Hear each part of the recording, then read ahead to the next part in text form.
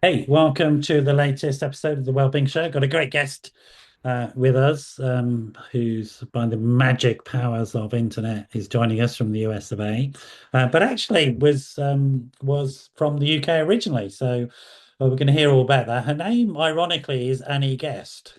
So Mrs. Guest is going to be a guest on the show. Isn't that wonderful?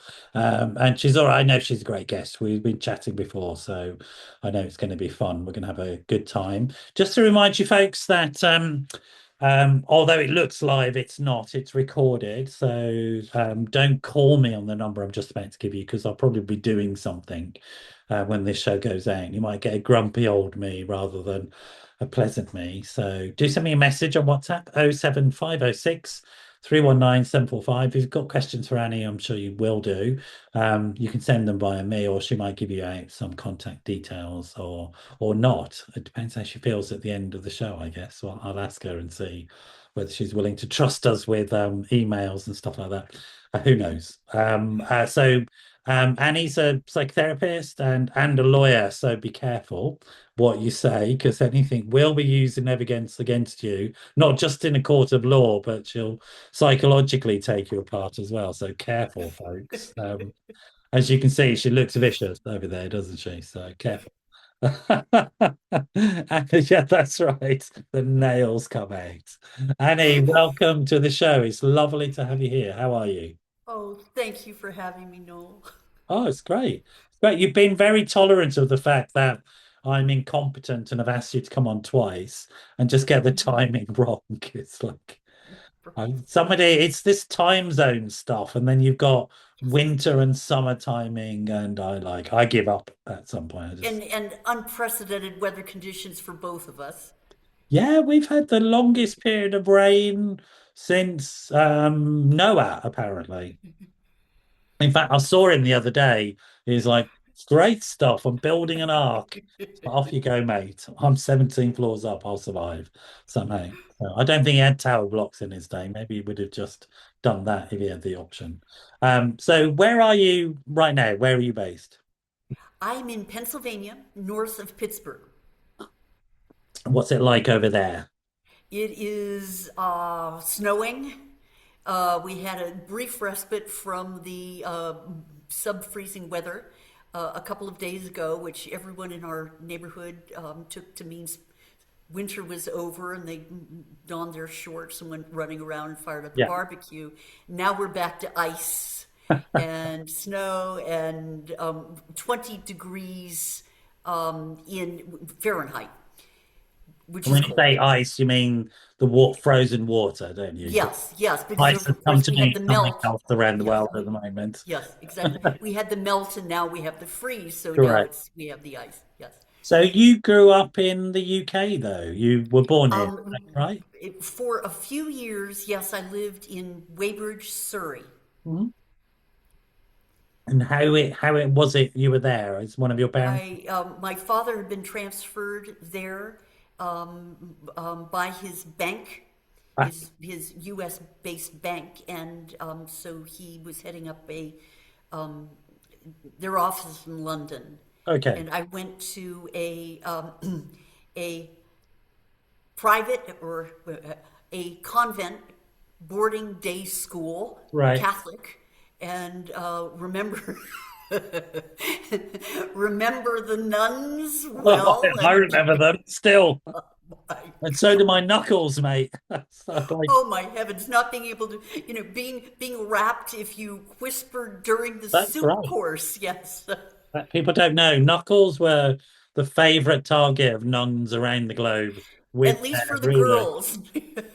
And it was the At the metal at the rulers. They weren't. corresponding boys' school, it was worse than Knuckles. Yeah, Yes, yeah, yeah.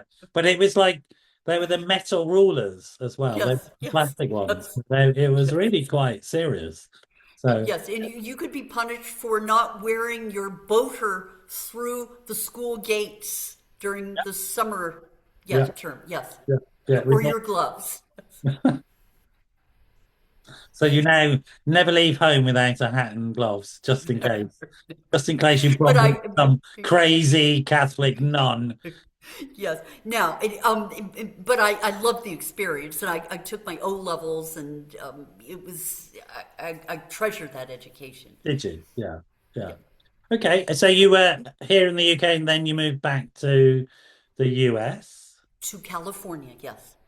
Wow. I mean, I have to say, California as a place is Me too. one of my favorite places on the Me planet. It too. really is. Me I mean, too. if people haven't been there, it's unreal. The lifestyle is this. You can go you can go skiing in the morning and then jump in your truck and go surfing in the afternoon. I mean, where else on the planet can you Yes. do that? And it's because of the longitude. Yeah, It's yeah, because I mean, it's like Chile. I mean, yeah, yeah, it encompasses everything. yeah, yeah.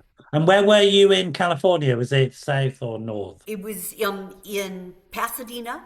Okay, We moved back to Pasadena, and but later, years later, I lived in San Francisco. absolutely adore San Francisco. Yes. It gets a bad rap these days, but I think it's beautiful. Loved it so much, Thank you. and Thank you. really beautiful place. Um, and you grow, was it just you in your family, or did you have siblings? I had three siblings, Right, and I'm the oldest. right. So you were the big sis, and you've got what, sisters or brothers? One sister, two brothers. Wow, how did you manage them? Well, they were a handful. But then the nuns had taught you a few skills, I Oh, imagine. yeah.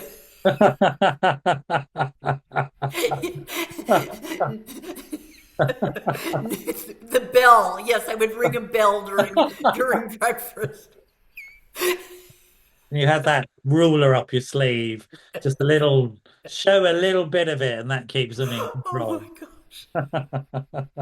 I should write a short story about that, the experience at the convent. Oh, Yeah, it's just, because I don't know whether schools today are that kind of, or constructed around that kind of punitive no, I certainly ethos. hope not. Yeah, I I mean, definitely hope. people have to believe this. I mean, you have to write it down, or someday people won't even believe it happened. Yeah. I used to have we used to get there was a form of corporal punishment. I must get those two right. Yes, Corporal means you're alive, capital means you're not alive. yes, this is true. We're going to give you some corporal punishment. Which is that one? Is that the one where I live or not? But where I had a teacher at my school who we used to get a punishment called a slipper, which was a training shoe, which you would smack you on the bottom with. A training shoe? Like You mean, a running shoe, oh, you would be slippered. Um, and one of my teachers used to, in red chalk, write backwards on the slipper the word hot, and then would slipper you so that the chalk would transfer the word hot onto your backside so it could be read. So you knew you'd been slippered and you had to walk around all day with the word hot on your so backside. it was psychological It was punishment, absolutely, humiliation, absolutely, humiliation. I without mean, saying. nowadays why in the world? What do you think you accomplish I when you don't, do when nothing, you nothing at all. humiliate children? Nothing at all. Nothing at all. Yeah, And these today, nothing I good. think, quite rightly, if you did it today, you'd be arrested. Yes, You'd yes, be charged. yes, yes, Quite rightly so. yes. But somehow you and I survived all this stuff. Oh, my heavens, my Latin is. Yeah. And you have a great range of boaters, I imagine, somewhere. You look very stylish in them. And I'm like, so you went back to America, which wasn't a convent school. It was a different type of school, I imagine. It was a private school, Right. an excellent private school. Yes, where we also studied Latin and French, Right. um, And and Spanish. you managed to learn without being terrorized. So, uh, Yes, good, yes, good. and I hope this doesn't come across as some grand criticism of the educational system that I encountered in England. I loved the experience. but it did have its quirks, To know it's which correct. I think are probably anachronistic. I suspect I mean, I think it's a you won't. generational thing. You Yeah, wouldn't get it these days. yeah, And so you had already, I guess, even as a child, some sense of caring responsibilities because you were the eldest child. And that's often what happens to the eldest child. You had some yes, obligation towards your yes, siblings, I imagine. yes, All right. yes, from the beginning. Right. Yeah, Okay. Which is important because later on in your story, I know you have further caring responsibilities and you have to become the head of the family. So you successfully navigate school. You then go on to, I guess, we would call it university, but you would call it still school, yes. don't you? You college, I think it's Well, we would call it college. okay, I college. went to college after I graduated from high school Yeah, in California. yeah. And then after college, I went to which your equivalent of university. Okay.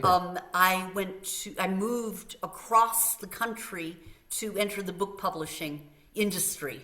Okay. That's interesting. What drew you into that? Writing Ah, you were a and keen writer. creating.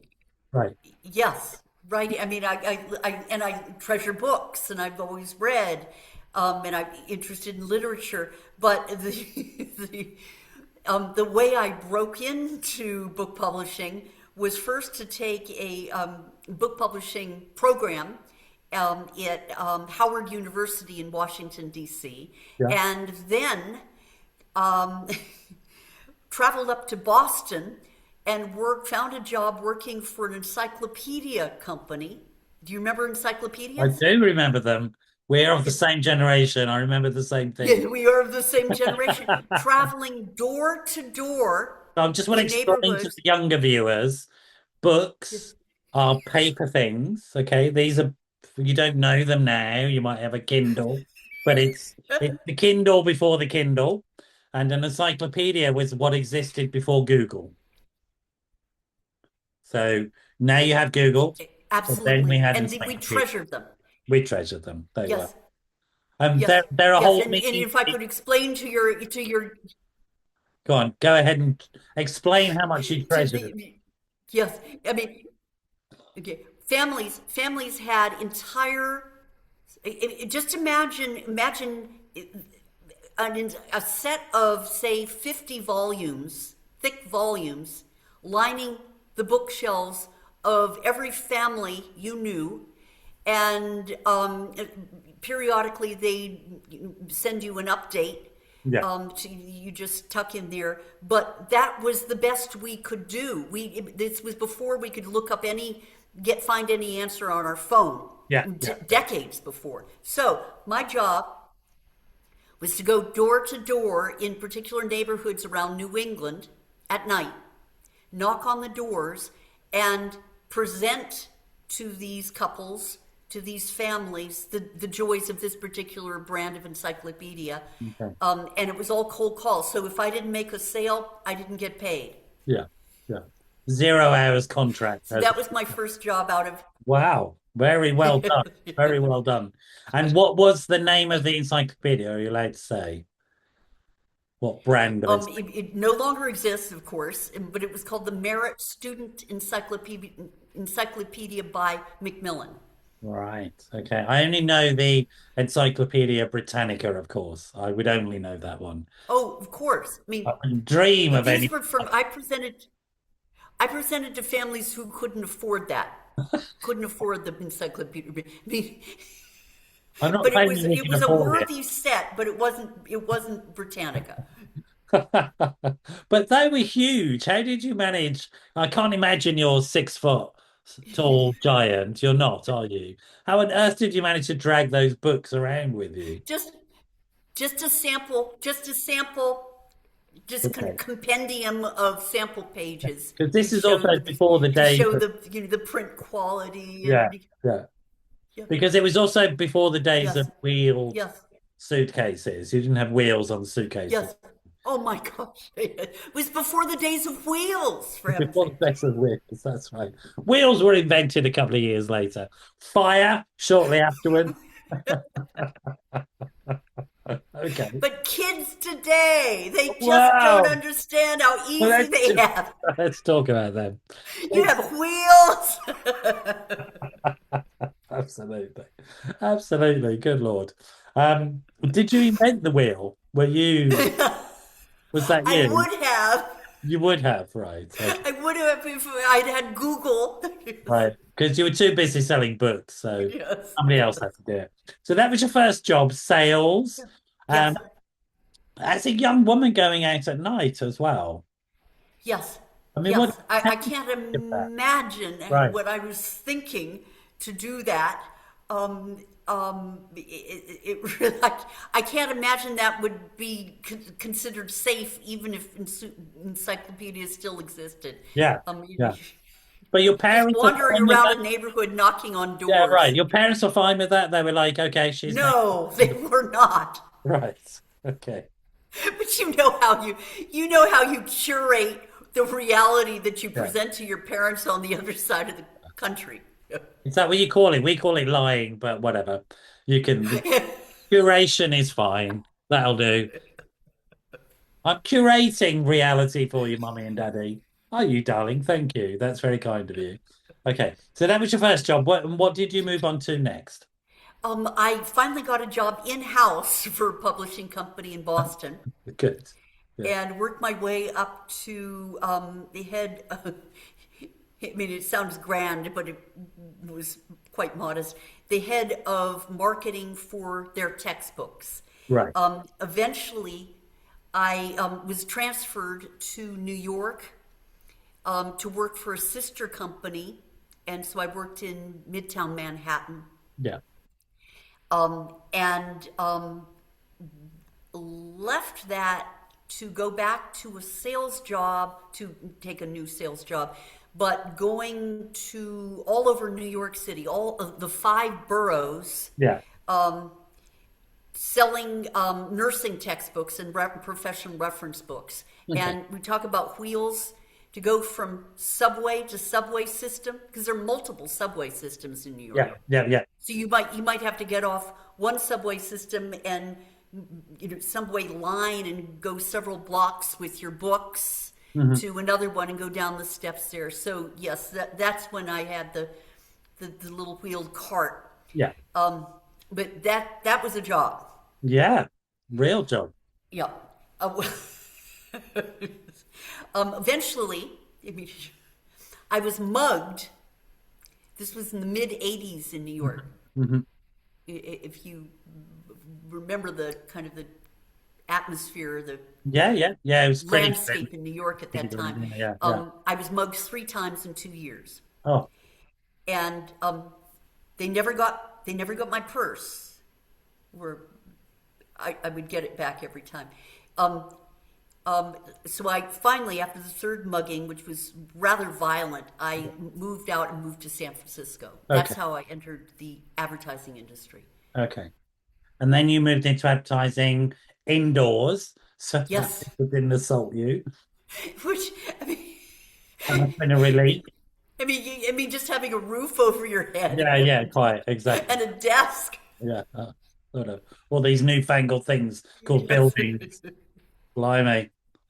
Um, and then I guess you were just as successful there as you were in all your other jobs because you're quite a pushy, you really want to achieve things, right? You pushy. I don't know whether pushy means the same in your culture as it does in ours.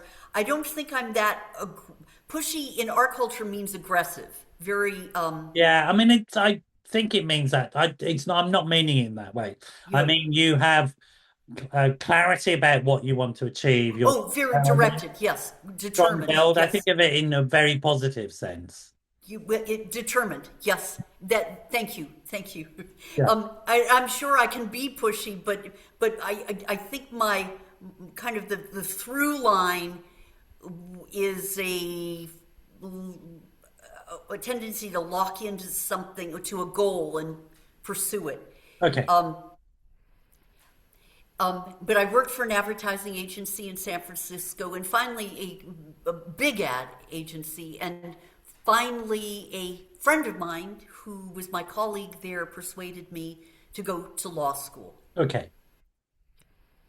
And then you went to law school, which is, quite an undertaking. It's not easy, that qualification at all. No, and I think it was a revelation to Yeah. me because I lived in a creative world my entire career. It's not creative, the law. Yeah, I found that the outlets for creativity, for and therefore any strengths I might have, Right. were in speaking to a jury, Ah, or conducting a deposition, right. or writing an opening statement or a closing statement that So did could you reach study what? Criminal people. law then? Criminal law, yes, was Yeah. fascinating to me. But truly, learning the Internal Revenue Tax Code Yeah. or the Uniform Commercial Code Yeah. was very challenging. Because Yeah.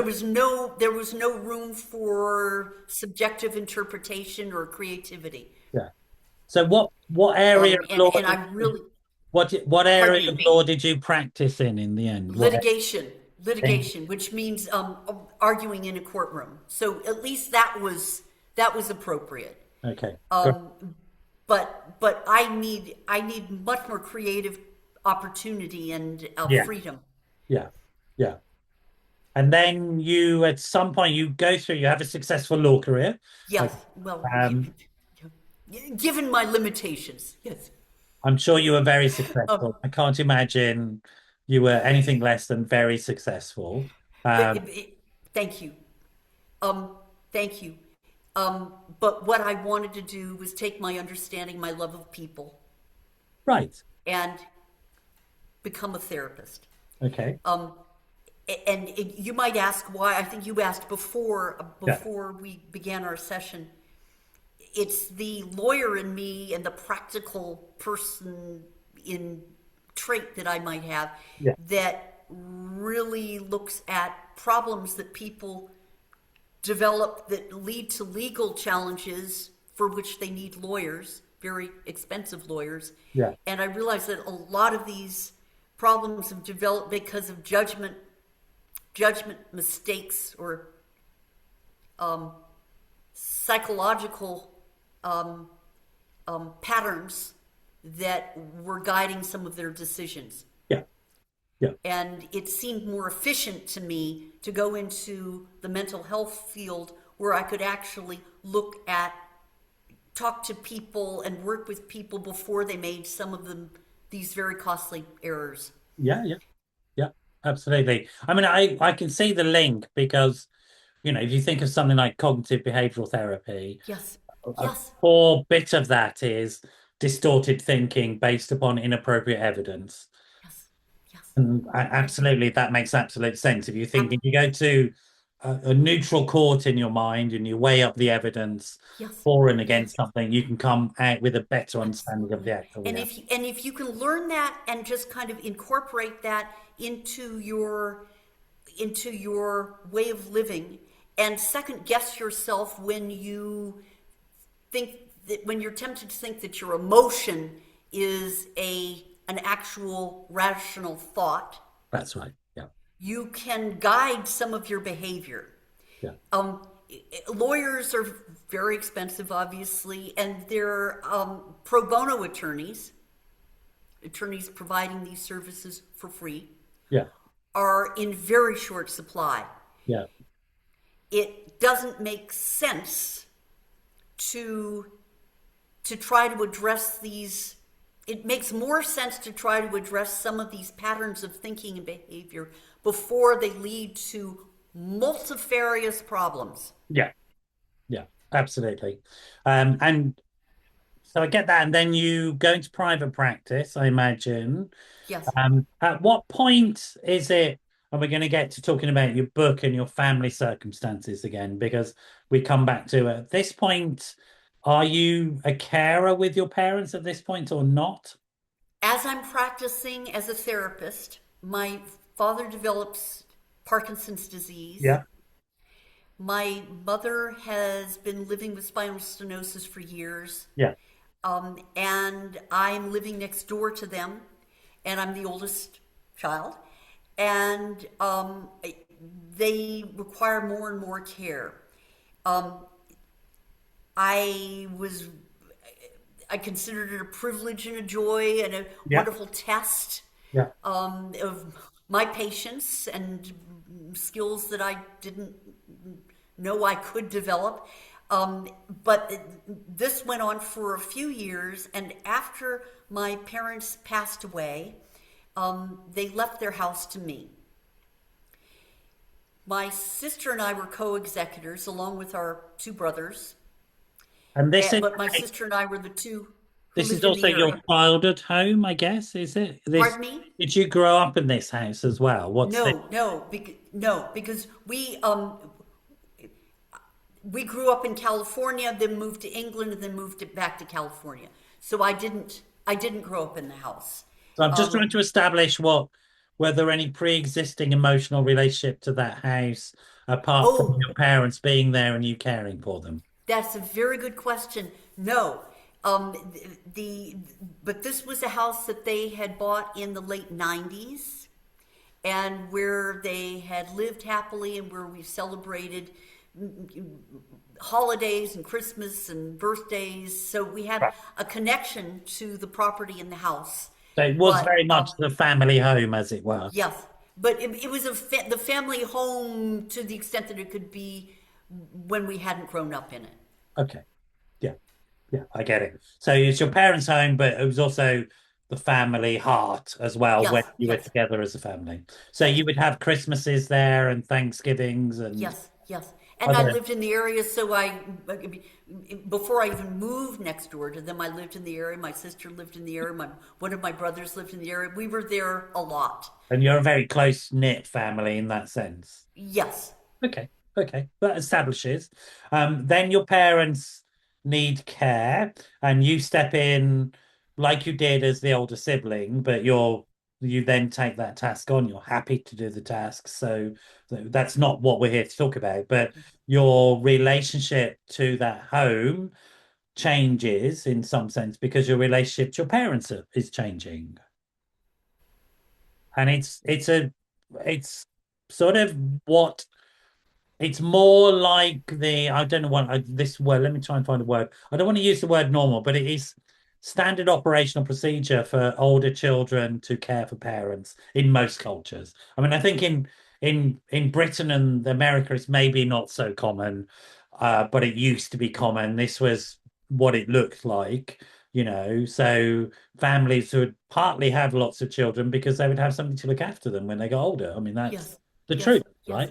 Um, Yes, I think the cultural expectation that the oldest daughter take primary responsibility for the care of their parents yeah, is alive and well. yeah, At least in the United States, I okay, suspect. yeah, I yeah. suspect in the UK. Yeah. I mean, I've thought, if I could digress for 1 second, Sure, of course, of I've course. thought many times about the cultural expectations of the spinster daughter Yeah, in the UK culture who became the housekeeper for the oldest son and his wife. yeah, right. That's how she survived. Yeah, I don't think that this kind of rolling expectation has been eradicated. I think it's just transformed to some extent to a primary caregiving responsibility. yeah. But it's also interesting because you had choices. It wasn't a case of you weren't poor, you had your own home, you had your own career, etc., etc. So you were making choices even if there were expectations. So it was Yes, something psychologically that I think that's very different yes, to just an ascribed role. It was a role yes, that I yes, get the impression that you somehow were happy to step into. Yes, yes. Although the expectations were very strong, Yeah, yes. But it certainly wasn't the situation that a woman 150 or 200 years ago would have had, that she couldn't survive yeah, without taking on that role. yeah. I mean, if you hadn't taken it on, there would have been repercussions and family Yes, rupture. yes, And so yes. I guess there were real pressures. Oh, Uh, yes. Oh, yeah, yes. yeah. Yeah. But I get a sense from you that you were comfortable enough going with those pressures. It wasn't like you didn't have to be shackled and dragged Oh, in. no, I didn't have to be shackled. No, no, no. Right. Um, no. So that sort of I guess it sets the scene or the tone for then your parents pass at some point. Um, and there's a genuine loss and grief, but your relationship to that physical space is really what we're here to talk to about, Yes, but very yes, much and to try and understand that, and then this process that you have to go of transforming it. So yes. your parents passed, sadly. I'm very sorry for your loss. Uh, Thank you. and then you have this home bequeathed to you, and you and your sister are the executors. So I mean, that's quite a blow because that's quite a significant life role gone. The Yeah, carer, the older yeah, daughter, yeah, you do it successfully, yeah, and then you're left with this thing, this property, which is more than a thing, of course. yeah, It's yes, a set yes, of memories and experience. Can you tell yes. us a bit about that and what that was like? Um, um, I had lost a lot of contact with the things that made me me. Yeah, Whether I I entered into these responsibilities willingly or not, there is a consequence to loss of privacy, loss of yeah, control over your time, loss of control over your space, that accumulates. And it's just, I think, reality for yeah, caregivers. yeah, And you're, of course, as you're feeling the cost of this on your health, on your sleep, on your connection with your friends, you realize that you're never the priority. It is never time. It is never time to address that directly because there's always the latest fall or the latest medical emergency, the latest need to address as a caregiver. yeah, After a year and a half, as I say, with my sister, that we spent cleaning out the house as co-executors. And by the way, I just want to mention again, my brothers were also yeah, co-executors, yeah, yeah, but they didn't live in the area by this time.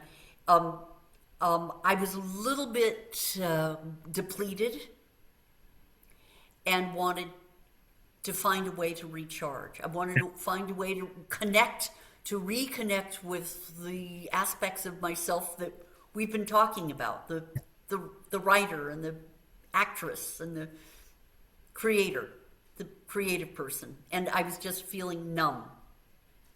I do not think my situation was unique at all. I think I was lucky in many ways to have had the assistance that we all had in this family yeah, in caring for our parents. But I understood this was significant enough that if I could find a way to turn this around, I might be able to help other people in the yeah, same situation. yeah, yeah, yeah.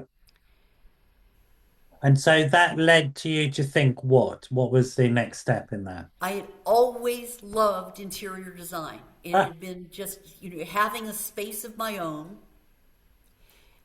being able to use any little opportunity to create privacy and write my little book as a 7-year old. Anything, anything that enabled me to hear my own voice had been precious to me. And it's a I very realized at a Virginia young Woolf, age, isn't it? That's that Yes, Virginia Woolf idea, a room of one's own, which is yes, exactly, very important exactly. in terms of women as well, women's development. So very, very important. So Yes, to find a, and I I didn't have the vocabulary then to express it as I can now, but the development of our sense of autonomy, our sense of ourselves as individuals, yeah, as distinct from our primary caregiver, is a critical part of becoming resilient and thriving yeah. and developing our critical thinking skills. It really, it, we are supposed to separate gradually from our primary caregiver. But I realized at a young age that spaces, having one's own space, was was a an important tool to allow that to happen. It's So I also, always loved. I think it is also, there's a gender difference as well in that the privacy of boys and the individuation of boys is supported much more than the privacy of girls and the individuation of girls. I mean, there's a different set of cultural expectations there. So I think women growing up have more of a sense of their personal spaces being impinged upon, including their bodies. I mean, sort of, I don't think men understand just how much women's bodies are impinged upon and their private spaces. Would You you? are Is that, so incredibly perceptive. ah, Yes, yes, yes, absolutely, right. absolutely. Because you have to fight for Right. individuation as a woman, Yeah, yeah, as a yeah, female. yeah. And it's It's also, a I mean, battle. it's right at the biological level. And it's a very current issue about who owns a woman's body. And it should Yes, be simple, though the woman who's inhabiting it owns it, of course. But even that now is under attack again. I mean, it's quite yes. extraordinary to But see. also know, I mean, there's a question of who owns the woman's mind. Yes, Who yeah, owns a woman's mind? yeah, absolutely, absolutely. Um, As early as yes. a child, Who owns a woman's voice? exactly. So even as a child, even Yep, though you didn't have the yep, vocabulary, you had that instinct to want to be yes, you and to find out who you were, yes, right? yes, yes, Okay. absolutely, Okay. absolutely. Yeah. Yeah. Yeah. But I mean, I love the perspective you've just offered. yeah, yeah. Yep. I mean, it seems clear, you're going door to door with encyclopedias, for goodness sake, lying to your parents about it because you're goddamn going to be standing on your own 2 feet. You're in a courtroom arguing with people and you're doing really well. I mean, it's not that difficult to join up those dots. Okay. Right. So so you're left with this house which has emotional associations. You're left with this grief. And what you come up with is this idea I want to be creative with this. I want to create from this experience, Yeah, right? yeah, yeah. I want to tap into what I understand about the human mind, Yeah. and my mind specifically, Yeah. and tap We'll into my agree yours is lifelong human as well. Okay. my my lifelong passion for creating spaces Yeah. and renovate this house that I've inherited from my parents Yeah. in ways that help me recharge. And that is with paint colors, with textures and shapes and natural light and plants and all the things that I understand about, I mean, just oxytocin receptors in the fingers. I mean, all those things that I understand so that I can reconnect with myself, focus, and create and read books and not feel so overwhelmed and humiliated Yeah. Yeah. and lonely and lonely. Yeah. Yeah. I Yeah. needed to regenerate the house in ways that made it easy to invite people over Yes. and spend time with friends. And is this, do you think, this project, this emotional project, and like there is I mean you'll know theories of projection and introjection, and the idea that the external becomes the internal if we have an intimate relationship to it. And so there's evidence, for example, that cleaning your home is an emotional boost. It's an oxytocin boost. It's a Of serotonin course it is. boost. And that actually it's quite extraordinary how much your mood is lifted by washing some dishes. It's quite extraordinary. Yes, It- yes, and yes, and just yes. I mean, go on. you're saying this in a cluttered environment, as you know. Every object is competing for our attention. Yeah, That makes it difficult to focus. yeah, It raises our anxiety level. yeah, But simply at just as you're saying, the very act of straightening up immediately starts the process of soothing that, lowering that level of anxiety. yeah, You don't even have to finish the job. yeah, It's yeah. worth Absolutely, investing half an absolutely. hour. Yeah, Yeah. exactly. I mean, Yep. it's a very instantaneous boost. Mood. Yes. There's also in psychiatric literature, there are terms that understand the falling away of the mind into the physical space and how we decompose when how our mind decomposes, and you can see it in somebody's space. It's often the precursor to a very serious episode of psychosis, for example. You can just look at the way people are presenting personally and their physical space and environment and stuff like that. I mean, there is a lot of literature and evidence Yes. around this, Yep. and you're aware Yes. and cognizant of all of this. Yes. But also, I guess there's the for you as now an orphan, there is that ultimate individuation challenge, right? I mean, they're gone, and you have to stand on your own 2 feet, don't you? As that because I as Yes. well, both my parents are dead. Yes. But That sense of yeah, it might not come as. I'm sorry. What did you say? because I also have lost both my parents, What and I did you remember say? being very challenged by that. Suddenly, I'm like, there's something happens when they're both gone, even if you're an adult. When mum and dad have both gone and one is standing on one's own 2 feet, it does ask certain existential questions. And I imagine you were asking those questions of yourself um, because you do think quite a lot, right?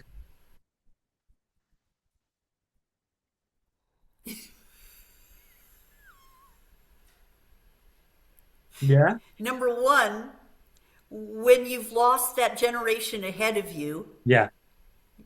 I don't think I'm alone in becoming much more aware of my mortality. So the question of what I wanted to do with the rest of my life was very much on my mind. Yeah. And that delivered some urgency to the task of recharging so that I could use those remaining years productively. Yeah. Okay, number one. Number two, it wasn't just being an orphan, which I realize now I hadn't thought of myself that way, but yes, I guess I am. Yeah. It was the loss of actual relationships with these two people. Yeah. My mom was my friend. Yeah. Yeah. I watched her mind drift away over years Yeah. as if she was in a little boat and just floating towards the horizon, farther and farther out of sight. Yeah. This was somebody I could talk to about anything, and she was leaving me right before my eyes. Yeah. That is the loss. Yeah. Mm. And then it becomes concrete with their passing. At what point did you think I want to write about this? Because Yes. I genuinely think people who choose to write are absolutely insane. It's one of the most difficult things in the world to do. You could put a gun to my head and say I'm going to kill you or write the book and I'll take the bullet, okay? At what That would be a point? shame because I think you would write an excellent Oh book. no, at what point did you decide I just haven't had enough pain in life. I need to write a book. I set myself up for some degree of success because Right. I understood how isolating writing a book would be. I understood that it would be a recipe for depression Yes. because of the isolation, That's because right. of the you'd be alone with your ruminating thoughts for months on end. Yeah. I I didn't want to go Virginia Woolf. Not that um, you understand. I'm not putting myself I in know, that I get it, category. I get it, I get it. Okay. But we all know that. We all know the perils of solitary creative endeavor Yeah, yeah. that over months and years. Have you ever read So Young? what I tried to do, what I tried to do was use current technology to make the process less isolating. Good. I wrote my first draft once I had the idea for this, became acquainted with this technology. I wrote it on Google Docs Ah, okay, right. so I could let friends see it Very clever. when That's really clever. Yeah, so it became a yeah, collaborative exercise. yes, and which absolutely doesn't obviate the risk of all the dark stuff that happens in the process of writing a book. Because if you're being honest and you're thinking and you're feeling, you will go there. You will go to dark places. Yeah, yeah, yeah, yeah. But at least it wasn't the interminable isolation that was weighing on me. Great. Very sensible, very wise. So you thought it through. Thank you. Okay. You did one thing right in your life. Well done. You get a gold medal. There you go. Tell me what the book is called. Design for your mind. How a family caregiver and mental health therapist renovated her home to recharge her life Great. and didn't break the bank. Now, I mean this in all seriousness because Yeah. my background is the arts, is theatre, Why is am I not surprised? and so I understand intimately the relationship between that world and this world. And that's what theatre is. It's the Yeah, relationship between people. yeah, And this world, and this is a yeah. new home that I'm in here. Um, and so I've only been here a few months. And so this has been my project. This is my work room. I've got another room over there. And that's Guernica on the wall. I don't know if you know Picasso. That's a copy of Guernica. Um, Of do you course I know? know Picasso. Yeah. So that's a copy of Guernica, Oh, which was made oh, by a local artist. So this has been a labor of love. And it's been a labor of love because I love me and I know how important my space is and that my space isn't limited to just inside my head, right? And there was a time in my life when I thought it was, and I made that mistake and made myself very ill.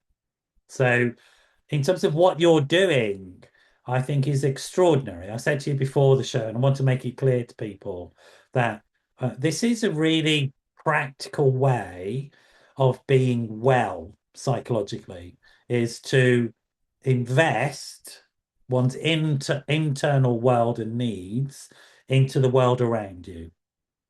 And you know that from your psychology training. Our environment is who we are, right? And we have so are you sure? Are you sure you don't want to write a book? no, I don't. I'm not either a sadist or a masochist. I'm fine and get away from me. Out.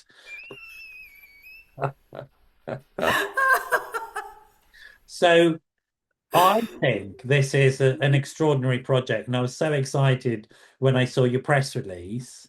And I, Thank you. I want to just big this up because I think it's really important. Because we've we've we have to reinvest and understand that as human beings, our prime we are relationship making machines, right? And we find relationship to everything. And we've sort of forgotten that, right? And that our home environment is a primary relationship in our lives. And we must not fall into the trap of thinking that our homes are just things that we present on Instagram or something like that. They're not. Our homes are our hearts. And it seems to me that Yes, that's what yes, you are dealing with here.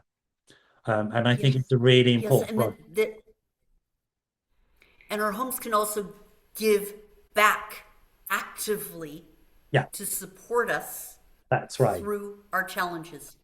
Yeah. Yep. And it's almost like, I don't know how you think about this as an idea, but like previous generations understood this stuff intuitively, orally. They passed on these secrets about making a home into a heart. And Yes, we somehow have lost it. And it seems to me you're trying to recapture that with this book, yes, explain to absolutely. people. Yes, I'm doing it deliberately. I think there's been a cultural shift, at least in some parts of our culture, to seeing a home as something to be presented in social media Yeah, or to be designed with the object of maybe flipping it, selling it. So you're not creating the home to please yourself or to fulfill your own needs or to support you. yeah, It's the next owner. yeah. And it's that commodification Yes, is a disaster for yes, human relationship. yes, And so I yes. fully support it. So tell me the name of the book again, because we have to finish. Okay. Design for your mind: how a family caregiver and mental health therapist renovated her home to recharge her life Great. and didn't break the bank. So design for your mind. Yes, Great. design for your mind. Okay. And do you have It's a web? available on Amazon. Yeah, go. Amazon, where Okay, else? it's available on Amazon, Barnes and Noble Yeah, online, yeah, bookshop.org. yeah.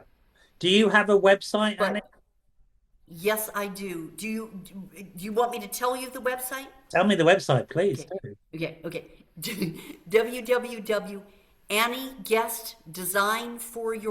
www.annieguestdesignforyourmind.com. Any guest, designforyourmind.com. Great. Yes, Right. yeah. Thank you so much for joining me and for being such a good egg. You've got a great sense of humor. It's always a pleasure for me when I meet somebody as erudite as yourself, but also, Absolutely. and you don't take yourself too seriously, which is great. I mean, I think we need more of this sort of gentle kindness in the world. So thank you so much for joining me today. You stay there, Thank you. folks. You I were a hope wonderful interviewer. it's beautiful to be with you. Thank you all for Thank you. tuning in. Do get hold of Annie's book. It's going to be a revelation, I can promise you. There's a whole bunch of Thank you. psychological literature about homes and minds and psychological health and well-being. And Annie will have just downloaded all that into an accessible manner for you in her book, with a great story. And we respond well to great stories. So it's going to help you folks. So I would suggest you go and buy the book. I'll see you all at the next show. But for now, I want to say goodbye and wish you a great week until the next time we meet. So goodbye for now, folks. Thank you. Thank you so much for having me.